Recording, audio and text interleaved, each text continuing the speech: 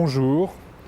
Dans le cadre de l'édition 2009 du Truffle Sound, nous interviewons Madame Kosciusko-Morizet, secrétaire d'État à la prospective et à l'économie numérique, afin d'en savoir un peu plus sur son plan de soutien à l'industrie du logiciel français.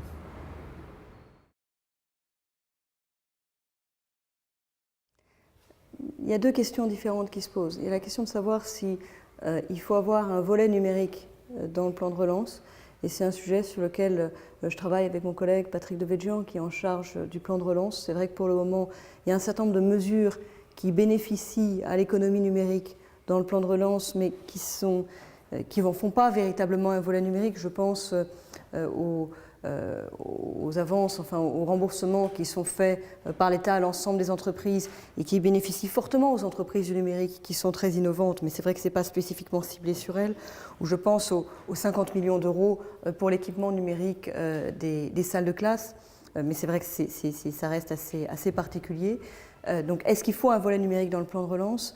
Et puis il y a cette question de fond de savoir si ce plan de relance n'est pas trop ciblé sur les infrastructures. C'est vrai que c'est une question qui est souvent posée. La difficulté, c'est la suivante. La difficulté, c'est que le choix qui a été fait, ce n'est pas un choix qui nous est particulier, notamment en Europe, c'est d'avoir un plan de relance essentiellement sur 2009. 3/4 des investissements doivent se faire en 2009. Ça pourra déborder sur 2010, mais il faut que ce soit rapide. Et il faut qu'à un moment, ça s'arrête, parce qu'il ne s'agit pas de peser de manière permanente, de manière structurelle sur l'économie. Et les mesures qui peuvent être imaginées en direction de l'économie numérique ne rentrent pas forcément très facilement dans ce cadre. Moi, c'est sur elle que je travaille en ce moment, et ce que j'essaye de construire, c'est une proposition équilibrée entre ce que je crois être les 3 piliers de l'économie numérique, c'est-à-dire un peu les réseaux, les infrastructures, il en faut, mais pas seulement les réseaux et les infrastructures qui sont peut-être ce qu'il y a de plus évident, parce qu'il faut se poser la question de savoir ce qui circule sur les réseaux, et donc aller aussi vers les acteurs, la compétitivité des acteurs, par exemple l'industrie du logiciel, et aller vers les services, les usages, les contenus. C'est-à-dire se poser autant la question de développer les champions de demain sur le type de contenu qui circule sur les réseaux, que le développement des réseaux. Autrement dit, développer la fibre optique, oui, mais développer la fibre optique pour être aussi les champions des nouveaux usages liés à la fibre optique.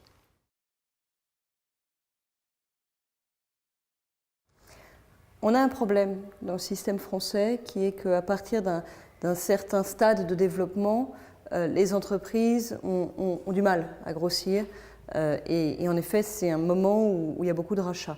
Je ne sais pas si c'est spécifiquement lié au statut de la jeune entreprise innovante, parce qu'en fait l'innovation est soutenue d'autres manières en France et pas seulement par ce statut-là. Je pense par exemple au crédit d'impôt recherche qui marche vraiment très très bien. Je pense aussi aux nouvelles dispositions de la loi travail, emploi, pouvoir d'achat qui permettent d'investir en fait les sommes de l'ISF dans les PME. Je crois qu'en 2008, ça a été plus d'1 milliard d'euros qui ont été investis directement dans les PME de cette manière-là. Donc il y a un certain nombre de flux financiers qui sont organisés, qui sont en train de monter en puissance en direction des entreprises innovantes, pas forcément seulement des bénéficiaires de la JEI. Et pour moi, c'est dans cette direction-là que doit pointer la réflexion. Je ne suis pas sûre que l'idée, qui court beaucoup dans le milieu, je le sais bien, d'étendre en termes de nombre d'années, de durée, le statut de la JEI soit la meilleure idée.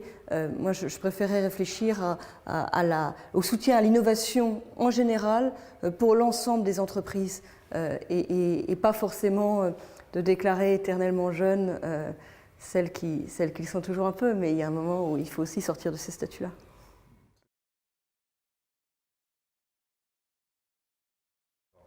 Donc pour le moment, on propose aux donneurs d'ordre, on l'incite en fait à réserver 15% du marché à des PME.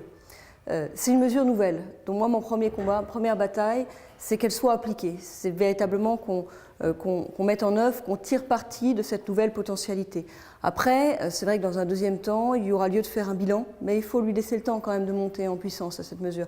Faire un bilan et voir d'une part s'il faut aller vers quelque chose de plus impératif, ou si véritablement la mesure se met naturellement en œuvre, et éventuellement s'il faut augmenter ce pourcentage. Ce qui est important pendant cette période, c'est de mettre en œuvre cette nouvelle possibilité et puis de faire diffuser le message à travers l'économie que ce n'est pas un cadeau qu'on fait aux PME, que c'est une mesure qui est prise en faveur de la compétitivité de l'ensemble de l'économie, parce que le tissu économique, c'est un tout, parce que les PME, elles sont aussi souvent les sous-traitantes des grands groupes. Donc la compétitivité des unes favorise la compétitivité des autres, parce que c'est vrai qu'elles souffrent dans certains types de compétitions, dans les grands appels d'offres, de handicap particuliers. Et cette mesure, elle vise en fait en quelque sorte un rattrapage positif, un coup de pouce positif pour que tout le monde soit sur un pied d'égalité et pour que finalement soit l'ensemble de l'économie française qui en bénéficie en matière de compétitivité. Je crois qu'il faut laisser vraiment le temps à cette mesure d'être appliquée parce qu'en fait c'est récent. Après, d'ici 1 ou 2 ans, il sera temps de faire un bilan et d'examiner d'abord le caractère incitatif, est-ce qu'il est suffisant ou pas, et puis d'examiner aussi le montant, le niveau des 15%. C'est vrai qu'aux États-Unis, on a un taux qui est supérieur. Peut-être qu'il y aura lieu là aussi d'avoir un ajustement.